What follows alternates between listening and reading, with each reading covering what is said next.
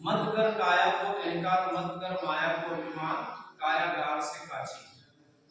तो इधर जो सिटी में रहने वाले पढ़े लिखे बच्चे बैठे हैं, तो उसमें ऐसे ऐसे शब्द हैं कि सिंदड़ा और तेल, यानी कि ये क्या है, उसके बारे में थोड़ा सा बताना चाहूंगा कि मत कर काया को अहंकार, मत कर माया को अभिमान, कायागार से काची। अपना जो शरीर है ये बहुत इतना कोमल है कि जैसे थोड़ी सी इसमें आग रखते हैं और तुरंत नष्ट हो जाता, राख बन जाती है।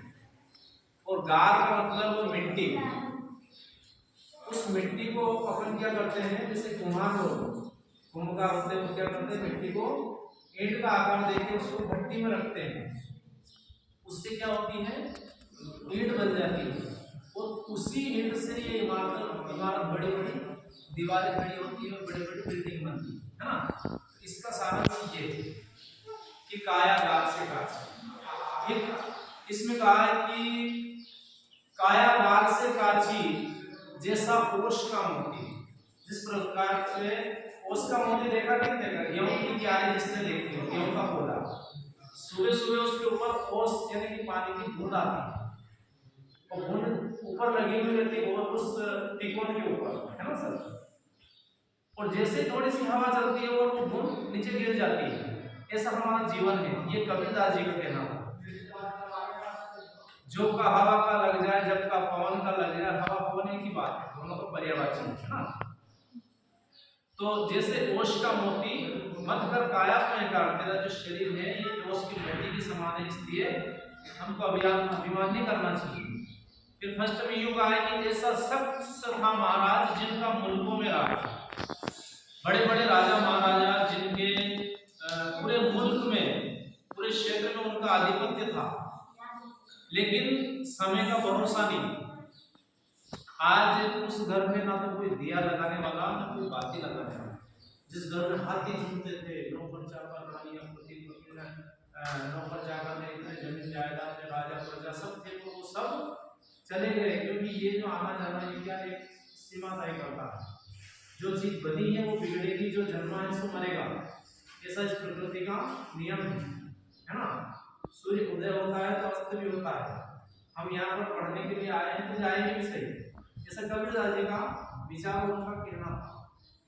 अब इसमें वो सिंदड़ा वाली बात आई कि भरी उस सिंदड़ा में तेल, जहां से रचा है सब खेल, जल रही दिया की बात। सिंदड़ा का मतलब एक दीपक का उदाहरण उन्होंने दिया है। जब तक उस दिए के अंदर, दीपक के अंदर तेल रहता है, तब तक उसकी बत्ती जलती रहती है। आपने देखा है सभी ने दीपावली में दिए जलाए होंगे, और जैसे ही उसमें जब तक तेल रहता है वो जलती रहती है।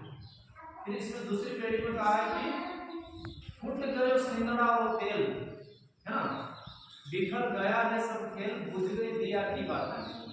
जैसे ही उसके अंदर से तेल खत्म हो जाता है, दीपक के अंदर से, तो जो जलती हुई बत्ती है वो बुझ जाती है।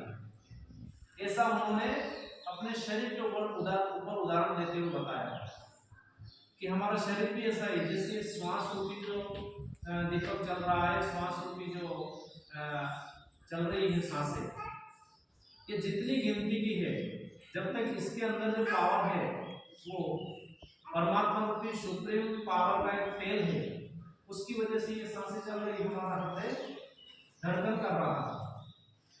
जैसे ये श्वास रूपी तेल खत्म होगा उस दिन अपना ये दीपक भी बुझ जाएगा, ऐसा उनका कबीरदास जी का कहना है। फिर उन्होंने कहा कि झूठा माई था बाप, झूठा सकल परिवार, झूठा फूटता छाती। हेलो, बताइए मरने के बाद में कौन किसका माँ, कौन किसका बाप, है ना। जब तक जिंदे हैं तब तक वो अपने हैं, ठीक है।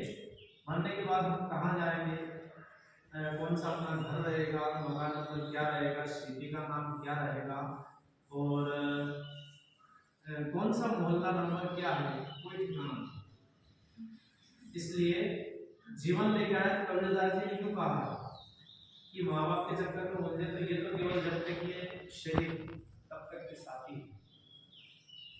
और अपनी खुद की पहचान क्या है उसको पहचाने, क्योंकि अभी ये निर्मला है, इसको थोड़ा अच्छा पर्दा डाल के इसका मुंह ढक दिया जाए, फिर इसको देखेंगे कौन है, तो केवल पहचान होती है मैं बाबूलाल सोलंकी हूँ, तो मेरी जो पहचान केवल चेहरे से है।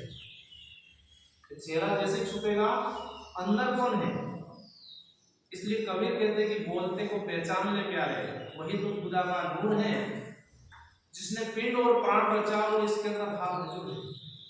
वो स्वयं साक्षात ईश्वर जब तक हमारा साथी है तब तक हम बोल रहे हैं, चल रहे हैं, फिर रहे, गा रहे, सब कुछ कर रहे हैं। जैसे ही परमात्मा ने साथ छोड़ा और इस काया का भेद होता है, ऐसा उनका कहना था। इसलिए हम सुबह शाम परमात्मा का भी स्मरण करें कि माँ बाप, जमीन जायदाद, कोटी बंगला गाड़ी सब झूठे हैं, मत कर काया को अहंकार, मत कर माया को अभिमान, काया गार से काज।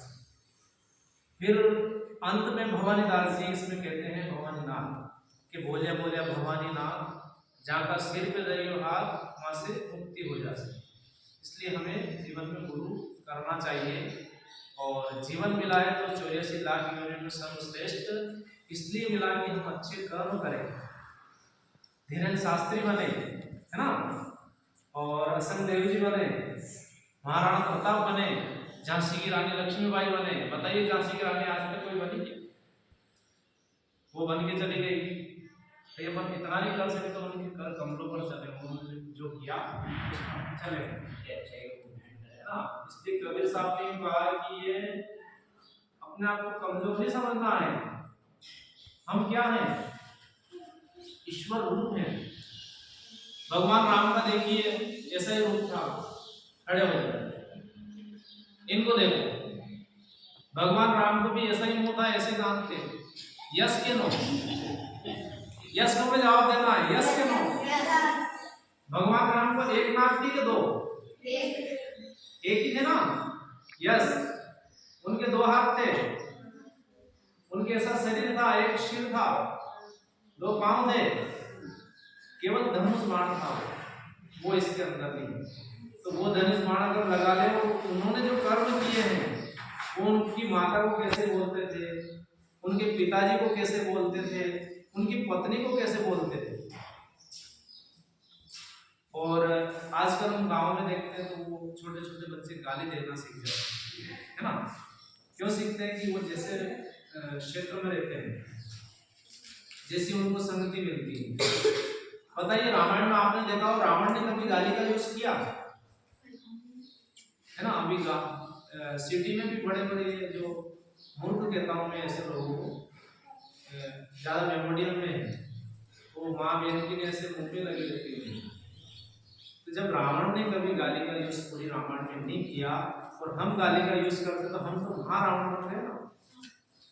इसलिए 84 लाख योनियों में हमें परमात्मा की ये माँ शारदे जैसा हमें रूप मिला, है ना।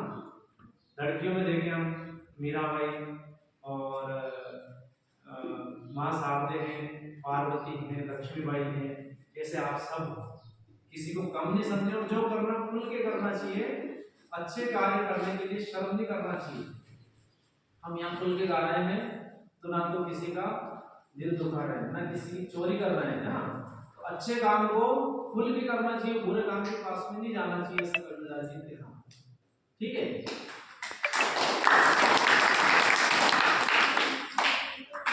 तो जो आज